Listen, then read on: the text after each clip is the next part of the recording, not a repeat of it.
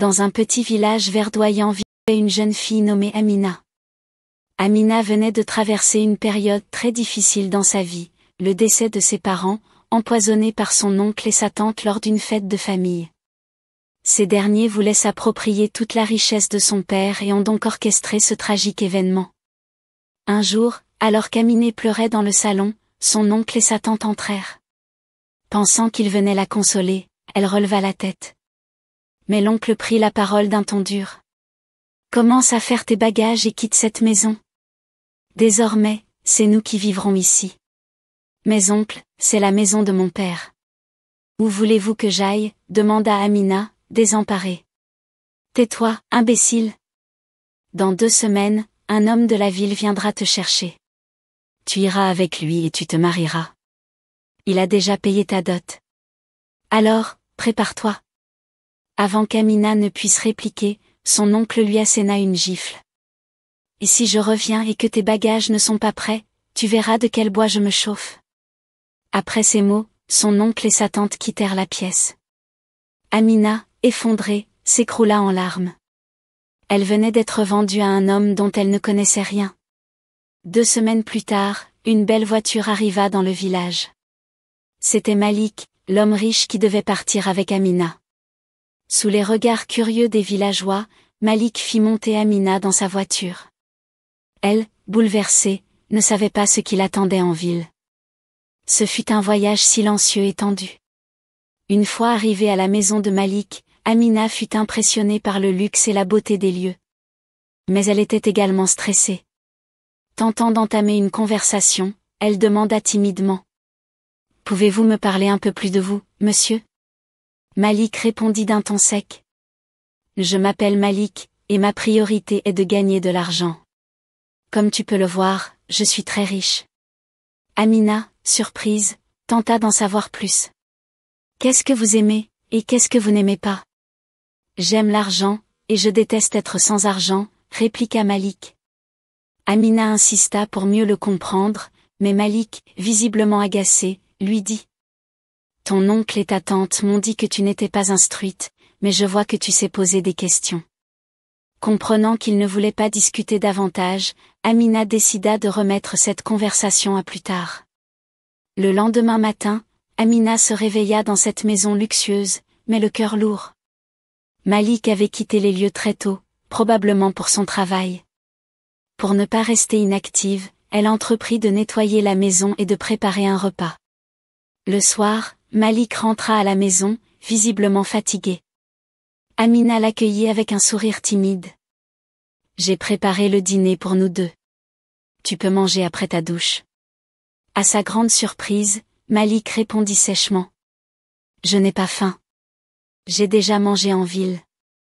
Tu peux manger seule. » Amina, déçue, tenta de lui faire comprendre ses efforts.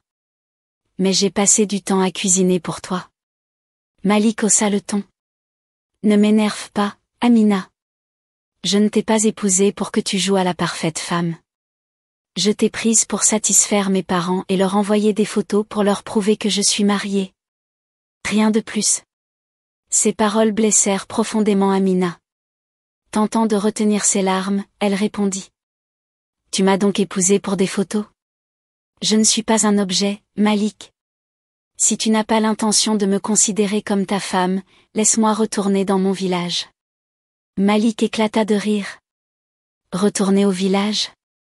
Je ne t'ai pas payé, ni versé de l'argent à ton oncle et ta tante, pour te laisser partir si facilement. Désormais, tu restes ici. » Amina baissa tristement la tête. Elle comprenait que son oncle et sa tante l'avaient vendue à cet homme qui la considérait comme une simple possession.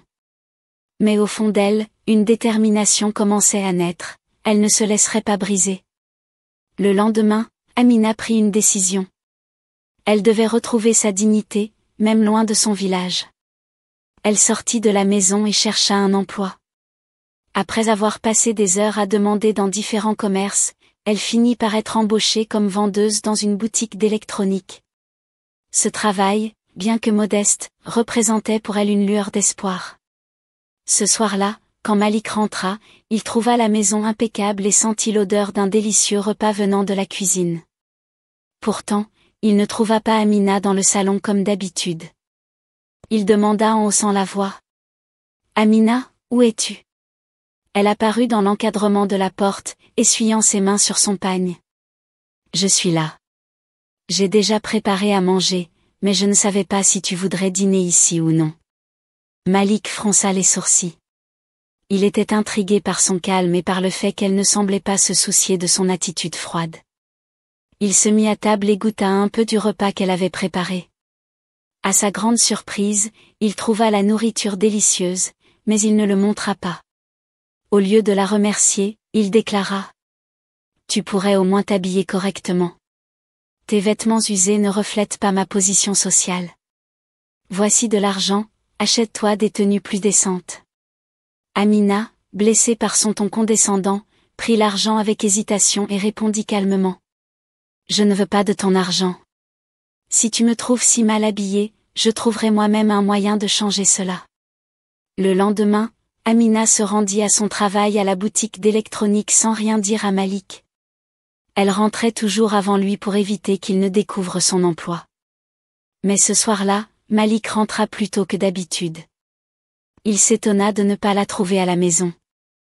Lorsqu'Amina arriva enfin, il était déjà assis dans le salon, l'air furieux. Où étais-tu, Amina? Je ne t'ai pas donné la permission de quitter la maison. Amina, tremblante, répondit. J'ai trouvé un travail. Je refuse de rester à la maison sans rien faire, Malik. Malik la regarda, surpris et un peu vexé. Mon épouse n'a pas besoin de travailler comme une vendeuse. Tu vis sous mon toit. Que penseraient les gens si une femme mariée comme toi travaillait dans une boutique? Amina serra les poings, retenant ses larmes. Peut-être que je ne suis pas ton épouse aux yeux du monde, mais moi, je veux être indépendante. J'ai accepté ce travail pour me sentir utile, pas pour te défier. Malik resta silencieux. Cette détermination qu'il voyait en Amina était nouvelle pour lui, et il ne savait pas quoi en penser. Les jours passèrent, et Malik devint de plus en plus curieux. Il décida de suivre Amina en secret pour découvrir où elle se rendait chaque jour. Lorsqu'il vit qu'elle travaillait réellement dans une boutique, il ressentit un mélange de soulagement et de culpabilité. Il rentra chez lui, pensif. Ce soir-là, lorsqu'Amina rentra, il lui posa calmement une question inattendue. « Pourquoi ne m'as-tu pas dit que tu voulais travailler ?» Surprise par son ton adouci, elle répondit. « Parce que je savais que tu ne me soutiendrais pas. » Malik baissa les yeux, pris de remords. Ce qu'il ressentait pour Amina commençait à changer, et il ne pouvait plus l'ignorer. Les jours suivants, Malik devint de plus en plus attentif à Amina. Bien qu'il ait initialement épousé cette villageoise par obligation, il se surprenait à observer sa détermination, son courage et son indépendance avec admiration. Chaque soir, lorsqu'elle rentrait du travail, il la questionnait doucement sur sa journée, une attitude bien différente de son comportement précédent. Un soir, Amina rentra vêtue d'une nouvelle robe qu'elle s'était offerte avec son propre salaire. La tenue, simple mais élégante, mettait en valeur sa beauté naturelle. Malik, assis dans le salon, resta bouche bée en la voyant franchir la porte. Il ne put s'empêcher de lui dire. « Tu es très belle, ce soir. » Amina, surprise par ce compliment inattendu, répondit avec un sourire léger. « Merci, Malik. » Au fil des semaines, Malik commença à rentrer plus tôt à la maison, prétextant du travail en moins, mais en réalité, il cherchait des occasions de passer du temps avec Amina. Un soir, il la trouva en train de préparer le dîner dans la cuisine. Il s'approcha, hésitant, et lui demanda.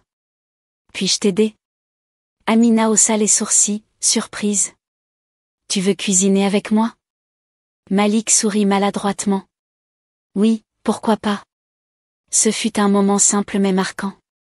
Ensemble, ils préparèrent le repas, riant maladroitement lorsque Malik ratait une tâche. À table, ils discutèrent plus librement que jamais. À mesure que les jours passaient, Malik se rendit compte qu'il ne voyait plus Amina comme une simple femme de village. Il la voyait comme une femme forte, intelligente et belle, qui méritait bien plus que ce qu'il lui avait offert jusqu'ici. Un jour, Malik prit une décision importante. En fin de semaine, il invita Amina à sortir avec lui. Ils se rendirent dans un centre commercial, où Malik insista pour qu'elle choisisse les vêtements et les accessoires qu'elle aimait. Amina, bien qu'hésitante au départ, finit par céder, touchée par ce geste. Après le shopping, Malik l'emmena dans un restaurant chic. Pendant le dîner, alors qu'ils riaient et parlaient, Malik se leva soudainement de sa chaise, s'agenouilla devant Amina, et sortit une bague de sa poche. Amina, je sais que nous avons commencé sur de mauvaises bases. Je ne t'ai pas respecté comme tu le méritais, et je te demande pardon pour cela. Aujourd'hui, je veux te demander quelque chose de différent, quelque chose de sincère. Amina, veux-tu être ma femme, pas par obligation, mais par amour? Amina, les yeux pleins de larmes, resta un instant silencieuse. Toute la salle avait les yeux rivés sur eux, attendant sa réponse. Enfin, elle répondit. Et oui, Malik. Oui, je veux être ta femme. Les applaudissements éclatèrent dans la salle, et Malik glissa la bague à son doigt avant de l'embrasser tendrement. Après cette soirée mémorable, une nouvelle dynamique s'installa entre Amina et Malik. Leur relation, qui avait commencé sur des bases si froides et déséquilibrées, évoluait vers un véritable partenariat. Malik, autrefois distant et autoritaire, s'efforçait désormais d'être plus ouvert et attentif. De son côté, Amina, encouragée par cette transformation, se permit d'exprimer davantage ses pensées et ses désirs.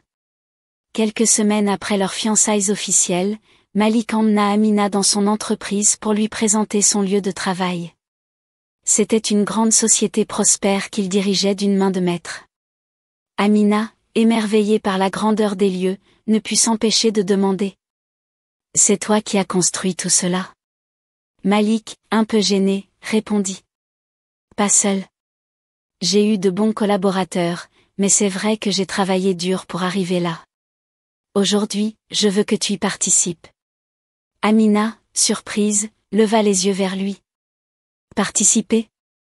Moi? Et oui, je veux que tu rejoignes notre équipe. Tu es intelligente, Amina. Je sais que tu as beaucoup à offrir. » Malgré son hésitation, Amina accepta l'opportunité. Malik l'intégra à un poste qui lui permettait d'apprendre tout en développant ses compétences. Rapidement, elle gagna la confiance de ses collègues et devint un atout précieux pour l'entreprise. Un jour, alors qu'ils étaient tous les deux à la maison, Amina sentit une étrange fatigue. Elle avait du mal à se concentrer et se sentait faible. Inquiète, elle décida de consulter un médecin. Lorsque les résultats arrivèrent, elle n'en croyait pas ses oreilles. Elle était enceinte. Amina rentra à la maison le cœur battant, se demandant comment Malik réagirait à cette nouvelle. Elle le trouva dans le salon, plongé dans un dossier de travail. Prenant une profonde inspiration, elle s'approcha doucement. « Malik, j'ai quelque chose à te dire. » Il releva les yeux, intrigué par son ton sérieux. « Qu'y a-t-il, Amina ?» Elle hésita un instant, puis se lança. « Je suis enceinte. » Malik resta silencieux pendant quelques secondes, fixant Amina avec des yeux écarquillés. Puis, un large sourire se dessina sur son visage. Il se leva d'un bond, la prit dans ses bras et la fit tournoyer dans les airs. « C'est merveilleux, Amina. C'est la meilleure nouvelle que j'ai jamais reçue. » Ces paroles réchauffèrent le cœur d'Amina. Pour la première fois depuis leur mariage, elle se sentit pleinement aimée et acceptée. Malik commença à prendre soin d'elle avec une attention touchante, veillant à ce qu'elle ne manque de rien et qu'elle se repose. Quelques mois plus tard, Amina donna naissance à un petit garçon. Lorsqu'ils rentrèrent au village pour présenter leur enfant, tous les villageois furent émerveillés par la transformation d'Amina. Elle était devenue une femme rayonnante, forte et accomplie. Son oncle et sa tante, qui avaient autrefois comploté pour ruiner sa vie, baissèrent les yeux de honte en voyant à quel point elle avait prospéré. Avec l'aide d'un avocat engagé par Malik, Amina récupéra les biens de ses parents, y compris la maison familiale. Elle décida d'en faire un refuge pour les femmes du village, leur offrant un endroit où elles pourraient trouver soutien et opportunité. Malik et Amina vécurent heureux, construisant une famille aimante et une relation fondée sur le respect et la compréhension. Ce qui avait commencé comme un mariage imposé s'était transformé en une véritable histoire d'amour. Leur histoire rappelle que même dans les situations les plus sombres, la résilience et la bonté peuvent transformer les épreuves en bénédictions. Si vous avez été touché par cette histoire, n'hésitez pas de liker la vidéo et à vous abonner à la chaîne pour découvrir d'autres histoires passionnantes et instructives.